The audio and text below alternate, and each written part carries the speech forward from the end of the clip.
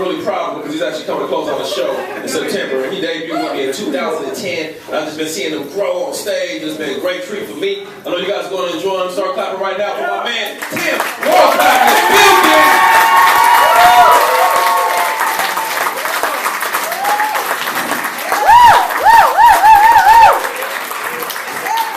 What about Pickle Onion? Yeah, welcome everyone. Thanks for coming out, much appreciated. If you recognize my name, Tim Wolcott, but we've never actually met, you may be familiar with the drink that is named after me that everyone is talking about. Everyone is talking about. If you're not familiar with it, you should go home, YouTube it, drink it, tell it to your friends, a little comedy homework for you, because I'm not going to talk about that tonight. Tonight, I think it's time, we need to talk about peeing. It's important to us, because it's getting out of control, guys. Seriously, we need to rein it in. Because we will pee anywhere. There's nothing we love to do more than pee everywhere. We want to. Inside, outside, outside. We love to pee outside. Oh my God. It's true. Studies that I just made up have shown that every guy in the world, if you offer him, all things being equal, the opportunity to walk 20 feet and use a perfectly serviceable toilet, or walk 20 feet and piss against a tree, he's going to piss against a tree. Every time. Every time. Thank you. See? Studies have shown. We can't help it. It's subconscious. Ladies, the next time you're like hanging out with any man, really, and you're sitting around and he says, I got to go to the bathroom, and then he scoots forward for a few seconds and he just sits there. It's because he may not even know it, but he's asking himself, which is closer, the bathroom or the front door? We can't help it. It's from a young age. It's bred into us. I remember when I was a young lad of 10 or 11, I had these two little twin step cousins, Andy and Brian, and we were all over at Andy and Brian's house. We were all going to go take this family caravan trip to Cedar Point, and we all came out of the back porch right as Andy was whipping it out to piss against a tree. And his mom was like, Andy, what are you doing? And Andy said, I'm using my toiletry. That's what he thought he'd been talking about. It made sense to him that just the whole family had their own tree around the house, and he was just claiming his. But it's not just outside that we'll pee anywhere. It's not just outside that we treat the world as our toilet. It's inside too. You don't believe me? Go in any men's public bathroom anywhere. Ever. It's amazing. Even in a room filled with walls of urinals and toilets, there's still piss everywhere. Like piss, that should not be places that piss could reach. Piss that it would take people, a team of synchronized pissers, aggressively pissing to get there. For instance, I have a theory that the predominant use of counters in men's public bathrooms, because I remember when I was a kid, I remember banks and banks of freestanding sinks. I think that big corporate bathrooms got together and put counters in bathrooms so that men would stop pissing in the sink. That's disgusting. I remember that as a kid though. I remember the jealousy. When I'd walk into the bathroom and I'd have to stand in that awkward line, because I only had the two options.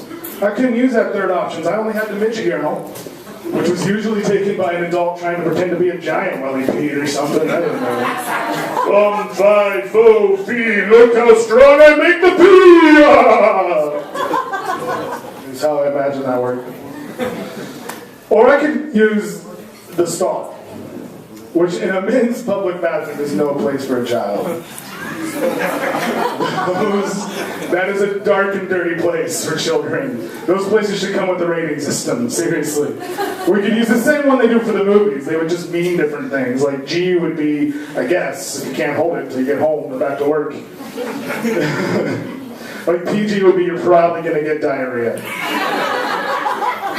And gonorrhea. All areas. You're just going to get them. It's going to happen. R would just mean run, and X would only be marked in yellow caution tape. I guess I should give it up to men's bathroom stalls for the education that they provide our youth, at least here in Northern California.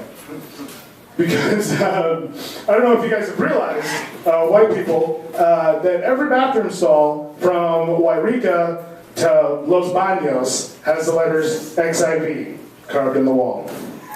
That's right. The men's public bathroom stalls of Northern California is where your children are getting their first exposure to Roman numerals.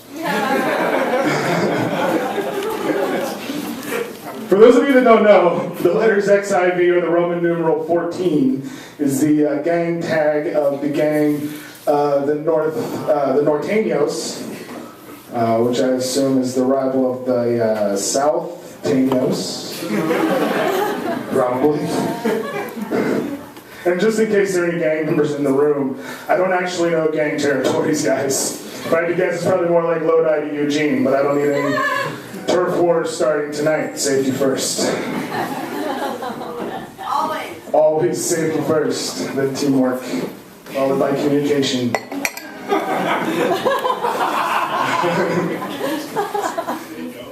Wouldn't that be crazy though if a bunch of gangbangers just came out right now? I'm like, he knows too much! Because the NSA is always listening. Norteño surveillance and audio. They will surveil you while they put in a nice system. It's very nice. You get a couple 15s out of the deal. What was I talking about? Oh, pee. Yes, okay. Well, so now I'm tall enough to piss in sinks, and there's a 1.5 foot of counter between me and every sink I walk into. 1.5 foot of counter. That's not, all right, let's be honest, it's more like 6 to 8 and 5/8 inches. But still, who's counting? That means that now, if I want to pee in a sink, the only options available to me are to either stand on my tiptoes fully erect and try and force one out, which we all know that's not healthy. That's how guys get UTIs. Pretty sure.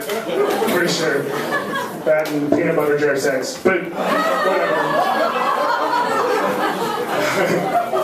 Or I have to, like, throw my leg up on the counter like I'm playing pool and just call the pocket, like 2 balls of fish in the side pocket. And all that's just too much work. I'm just going to go use the urinal at that point. So, transition. That's how it works. I don't care about segues or whatever. I've been thinking a lot about the future recently, and what it has in store for us as a planet, as a race, evolutionarily speaking. It's a word. Don't question me. Because I was reading this article that was talking about the link between imagination and evolution. Basically saying that no significant step in human evolution could we have made if we couldn't imagine at first. Like, we wouldn't have been able to speak if we wouldn't have been able to imagine speaking. We would have never gone to the moon if Jules Verne wouldn't have written about it first. We never would have had OxyClean if Billy Mays hadn't imagined it possible.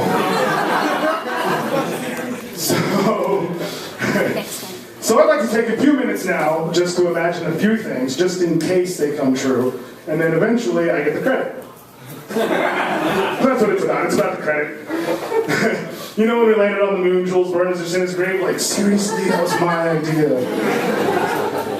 One small step, my ass. More like, thank you, Jules Verne.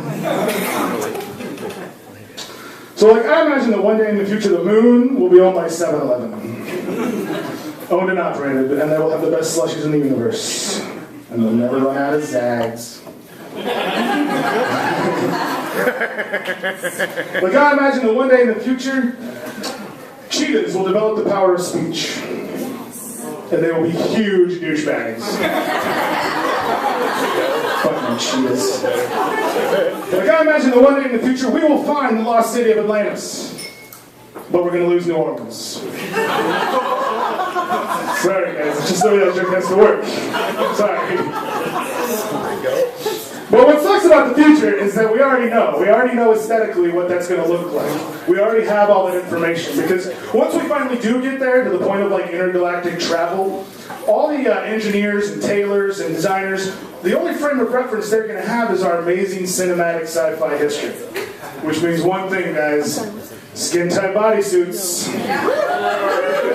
Skin-tight bodysuits for everyone, everywhere. Everyone on the ships, everyone on the planet. Skin-tight bodysuits. Even in Wall-E, when they were too fat to walk around, they were still wearing skin-tight bodysuits. I saw it. This outfit doesn't exist in the future. Your outfit doesn't exist in the future. Except maybe at street level. Which always sucks in the future. Street level is always just like the first circle of hell. There's always just like random burning fires over here and like vicious gangs of marauding people over here and dressed all in leather in the hottest, steamiest part of the city. Wearing hot pink mohawks and they don't find that a little gay. So that's really the only legacy I want to pass on to like future generations of Wolcotts is just don't live at street level. Just don't do it. Just Wolcotts though, I don't give a shit about y'all. Just my people. And I think I figured out how I can do it so that I can just tell my people. I'm just going to change my family crest. I think that'll work. Let's write a family crest joke, because I'm that white. There you go. Yeah, we'll just get all the Latin off of there. We'll change it because, I mean, and put some English up there. Because really, English is the Latin of the future. Guys, get on board. So it'll just say in English, don't settle for street level. And then in the middle, it'll just be street level with a circle and a line through it. Stupid. And then everyone will always say, Wolcotts, they don't live at street level. And they always wear skin-tight bodysuits. Pull back! Thanks, guys. I'm Tim Wolcott. Have a good night.